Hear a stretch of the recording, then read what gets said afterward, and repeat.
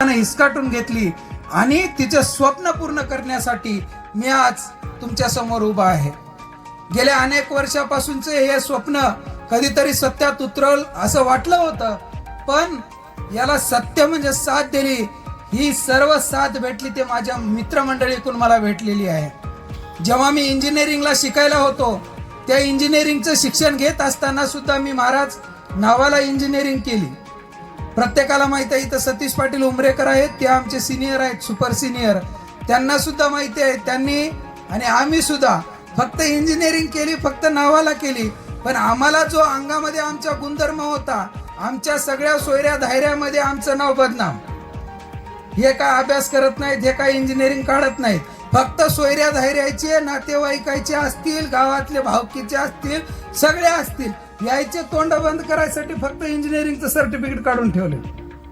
बाकी याच्यामध्ये काहीच नाही. आम्हाला इंजिनियर व्हायचं असेल तर आम्ही कोणता इंजिनियर होऊ.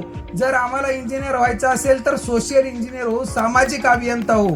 म्हणून आम्ही सामाजिक अभियंता होण्यासाठी इथं आलेलो आहोत. डॉक्टर बाबासाहेब आंबेडकरांचं एक वाक्य कायम आपण लक्षात ठेवलं पाहिजे. बाबासाहेब आंबेडकर रमाबाईला सोडून जात होते आणि रमाबाई म्हणत होत्या, मला एवढा दुर्धर आजार झालाय आणि ते आजार झालाय, माझी शेवटच्या घटकाईत आणि तुम्ही मला सोडून शिक्षणासाठी दूर जाताय. त्यावेळेस बाबासाहेब म्हणतात, अगं रमा, तुला आजार झालेला, त्या आजाराचे हजारो डॉक्टर या देशामध्ये आहेत, पण समाजाला जो आजार झालाय त्याचा एकमेव डॉक्टर मी झालेलो आहे. तो समाजाला झालेला आजार मला दुरुस्त करायचा आहे, हे बाबासाहेब आंबेडकर म्हणतात. त्याच पद्धतीने अनेक इंजिनियर आहेत. आता प्रत्येक इंजिनियरनं जर म्हणलं की मला घर घ्यायचंय, मला बंगला घ्यायचा, मला गाडी घ्यायची, मला पुण्याला जायचंय, म्हणजे मला बायको सांभाळायचंय, म्हणजे मला लेकरं सांभाळायचंय, मग समाजाकडे कोण बघणार. अनेक जण म्हणतात की आम्हाला आता आम्हाला झालं पाहिजे, पण सामाजिक कार्याचं आपण काहीतरी देणं लागतो. समाजामध्ये आपण काहीतरी समाजाचं ऋण फेडणं लागतं. म्हणून ही काम आम्ही हाती घेतलेलं आहे. आणि मला सांगायला अभिमान वाटेल, माझ्या संस्थेचं रजिस्ट्रेशन झालं, प्रमाणपत्र पहिलं भेटलं. माझे मित्र कपिलभाई वानखेडे या ठिकाणी आहेत, भेटसांगवीचे, ज्यांचा हात माझ्या पाठीवरती नेहमी राहतो. त्यांनी म्हणतात, भाई तुम्ही खचू नका, आम्ही तुमच्या सोबत आहोत. आणि एवढंच नाही, या संस्थेचं अजून अकाउंट सुद्धा निघालं नाही संजू मामा. तर माझ्या इंजिनिअरिंग कॉलेजच्या ग्रुपमध्ये फक्त चर्चा झाली की ही संस्था आम्हाला काढायची आहे आणि याच्यामधून उभं टाकायचं आहे. एका 10 मिनिटामध्ये 38,000 रुपये जमा झाले हे संस्थेचं काम करण्यासाठी. मी पोरांना विनंती केली की अजून याचं अकाउंट काढलं नाही आणि मला पैशाच्या गोळात पडता येणार, मी कुठेही पडत नाही.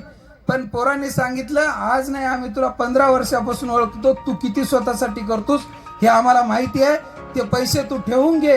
38,000 रुपये 10 मिनिटामध्ये जमा करून मला दिले आणि या संस्थेचं काम इथून पुढे व्हायला तयार झालेलं आहे. हे सांगायचं तात्पर्य असं की आम्हाला या समाजात रामकृष्ण हरी या ठिकाणी वैकुंठवाशी मामासाहेब मार्तळीकर यांच्या प्रांगणामध्ये शिवप्रणिती फाउंडेशन लोकार्पण सोहळा या ठिकाणी आपल्या सर्वांच्या मदभाग्य साक्षीने संपन्न होतोय. आनंद आहे. खरं तर या ठिकाणी हरिभक्त पारायणाचार्य आमचे मार्गदर्शक बालाजी महाराज जाधव, संतोष महाराज, उद्धव महाराज, त्या ठिकाणी बसवदे सर, सतीश भाऊ आमचे मित्र, विशेष म्हणजे या संस्थेचे संस्थापक अध्यक्ष प्रवीण भाऊ जाधव, हरिभक्त पारायणाचार्य प्रवीण महाराज पिंपळदरीकर. खरं तर हल्ली असं झालंय महाराज की कुणाला विचारलं तुम्हाला काय व्हायचंय तर प्रत्येक जण म्हणतो डॉक्टर, वकील, इंजिनियर, कलेक्टर. आपापल्या परिस्थितीने आपापल्या परीने अनेक जण सांगतात. प्रत्येकाचे करिअर, ज्याला आपण भविष्य म्हणतो, ते गोल सेट आहेत, ठरवून आहेत की मला अमुक करायचंय, मला तमुक करायचंय. महाराजांनी मगाशी उल्लेख केला बाल्या बाली आणि 10x10ची खोली. एकंदरीत आमचं जे जगणं आहे 45 अंशाचा काटकोन आणि त्याच्याही पेक्षा पुढे गेलं तर 90 अंशाचा काटकोन झालेला आहे. पण खरं तर आजचा या ठिकाणी हा लोकार्पण सोहळा आहे तर ते 360 अंशाचा जो काटकोन आहे तो आम्हाला या ठिकाणी पाहायला मिळतो. कारण 360 अंशामधनं तुम्हाला जर बघायचं झालं तर पूर्व, पश्चिम, दक्षिण, उत्तर 10 दिशाकडे आपण 360 अंशामधनं पाहू शकतो.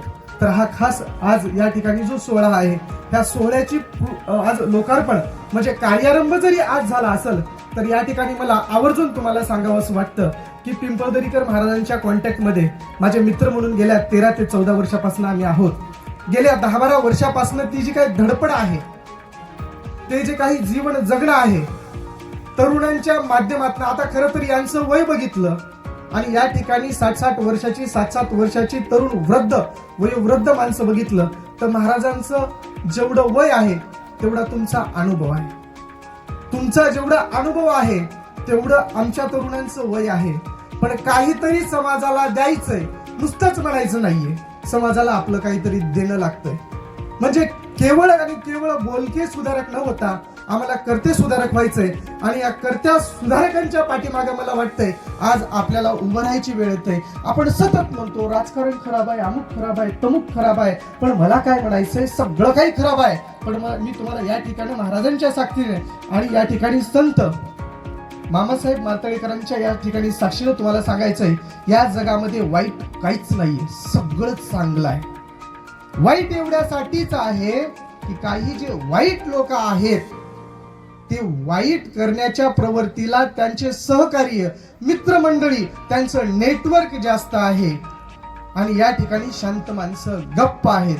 ज्या दिवशी चांगले शांत माणसं अशा चांगल्या माणसांच्या पाठीमागे राहिले त्या दिवशी नक्कीच या ठिकाणी कुणीच वाईट आहे हा देश म्हणून म्हणणार नाही. मी तुम्हाला गॅरंटीने देऊन सांगतो. म्हणून या ठिकाणी फुलला फलीची पाकळी म्हणून मी अनेक वेळा त्यांना मदत केलेली आहे. प्रवीण महाराजांनी मागच्या जून-जुलै मध्ये या ठिकाणी MBBS ला लागणाऱ्या मुलांना, ज्यांच्या आर्थिक परिस्थिती नाही अशा मुलांना स्वतःहून त्या ठिकाणी आमच्यासारख्या लोकांच्या माध्यमातून फुलाची पाकळी त्या ठिकाणी देण्याचं काम केलेलं आहे. मागच्या वेळेस 5 MBBS चे मुलं महाराज त्यांनी आर्थिक मदत आपल्या परीने जेवढी होईल तेवढी त्या ठिकाणी देण्याचं काम करून त्यांना उभं करण्याचं काम केलेलं आहे. त्याच्यामध्ये माझा सुद्धा थोडासा का होईना खारीचा वाटा आहे. त्याच पद्धतीने मी या ठिकाणी महाराज माझी आपणास विनंती करतोय की या ठिकाणी मामासाहेब मार्तळेकरांच्या मंदिरामध्ये लोकार्पण सोहळ्याच्या या ठिकाणी सर्व मान्यवरांच्या साक्षीने मी या ठिकाणी तुम्हाला 11,000 रुपयाची देणगी या ठिकाणी जाहीर करतो, ते आपण स्वीकारावी. जास्तीचं न बोलता मी माझ्या वाणीला पूर्ण विराम देतो. जे जे आपणाशी ठावे ते सकळ इतरांशी सांगावे, सकळ जण शहाणे करून सोडावे, ह्या त्यांच्या सेवावर्तीला माझा सलाम आहे. थांबतो. धन्यवाद.